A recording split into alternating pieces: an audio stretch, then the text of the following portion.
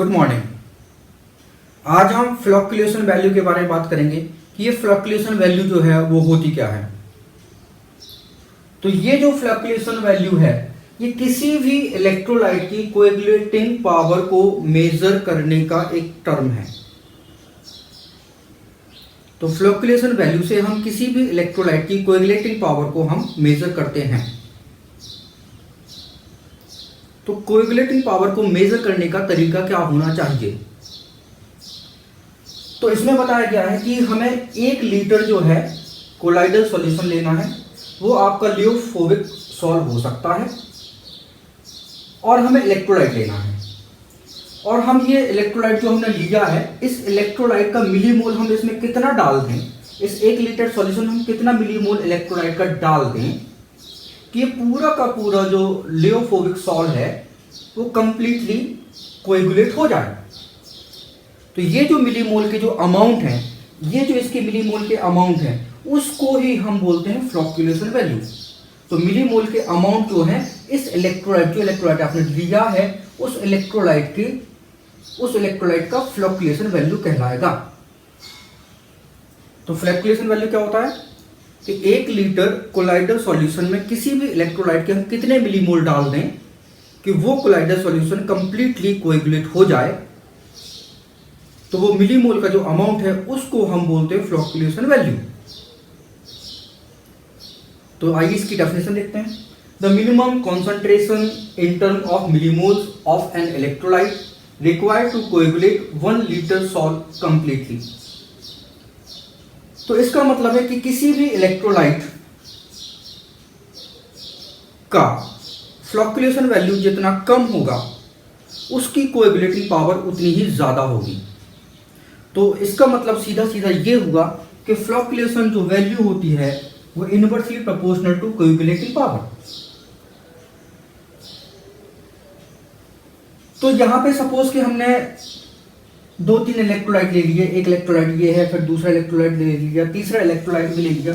यहाँ पे हम नंबर ऑफ इलेक्ट्रोलाइट लेते हैं। एक इलेक्ट्रोलाइट हमने ये ले लिया, फिर एक इलेक्ट्रोलाइट हम इसमें ले लेते हैं। 1 लीटर हमने ये सॉल्व लिया और हमने ये वाला इलेक्ट्रोलाइट मिलीमोल डाले,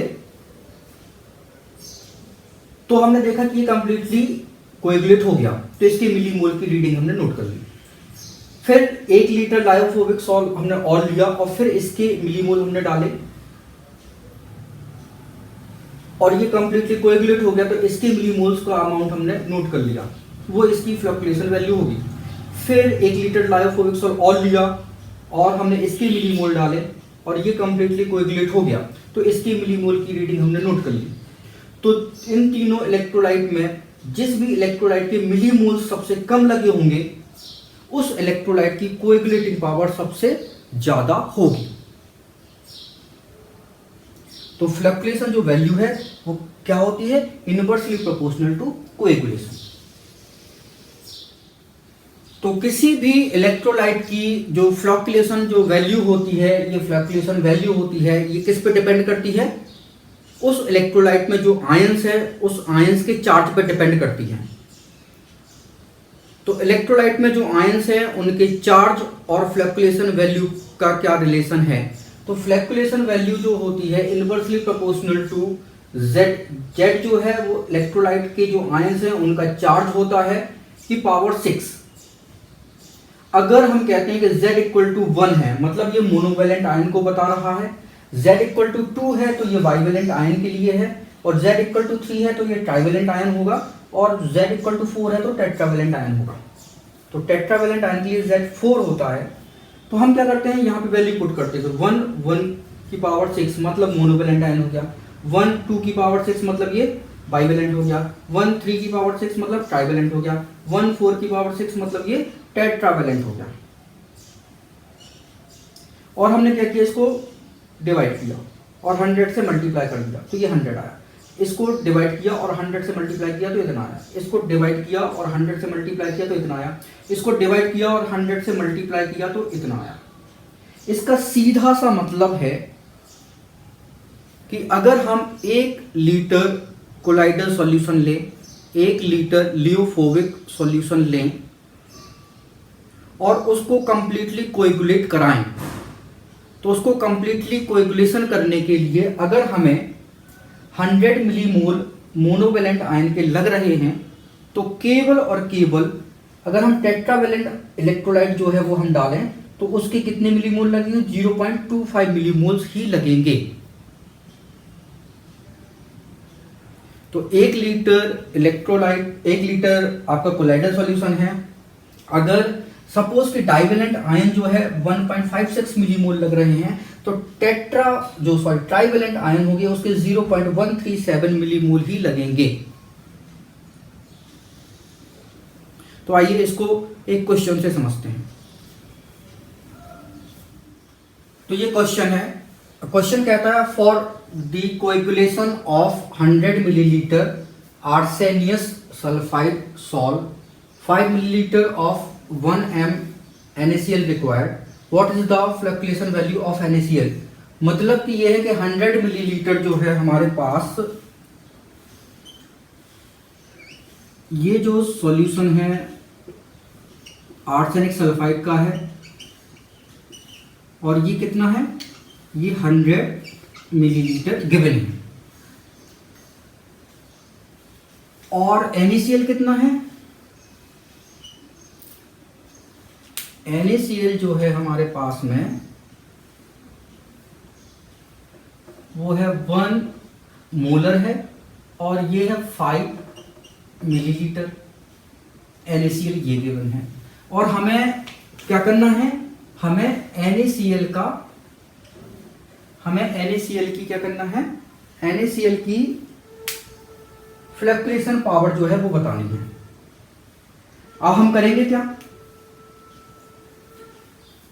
सबसे पहले NaCl के मिलीमोल निकाल लेते हैं। तो मोलैरिटी जो होती है आपको पता है वो क्या होती है, weight, molar weight into volume जो है वो लीटर में होता है। तो मोलैरिटी इनटू वॉल्यूम लीटर में ये क्या होगा, ये मोल कहलाते हैं, वेट अपन मोलर वेट मोल कहलाते हैं। अगर मोलैरिटी, अगर वॉल्यूम जो है वो मिलीलीटर में हो तो ये क्या कहलाते हैं, ये मिलीमोल कहलाने लगेंगे। तो NaCl की मिलीमोल निकाल लेते हैं, ये 1 मोलैरिटी है और 5 मिलीलीटर है। तो मिलीमोल्स कितने हो गए, NaCl के मिलीमोल्स कितने हो गए, 5 मिलीमोल्स हो गए NaCl के। अब क्या है, इसका मतलब ये कि 100 मिलीलीटर में 5 मिलीमोल NaCl के हम डालते हैं तो इसका कोएगुलेशन हो जाता है। लेकिन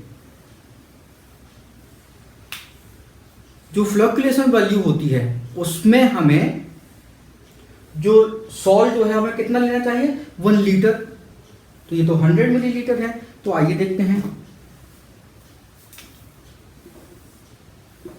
तो 100 millilitre arsenic sulphide coagulated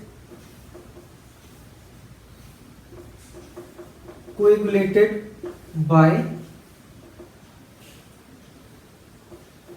5 millimole of NaCl। तो 1 लीटर मतलब 1000 मिलीलीटर के लिए कितना लगेगा, तो 5/100 इंटू 1000, तो 0 से 0, तो ये क्या हो जाएगा, ये 50 मिलीमोल।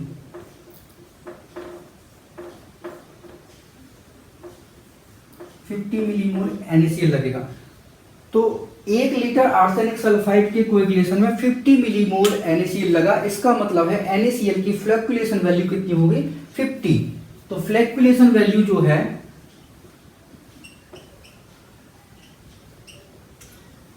Fluctuation value,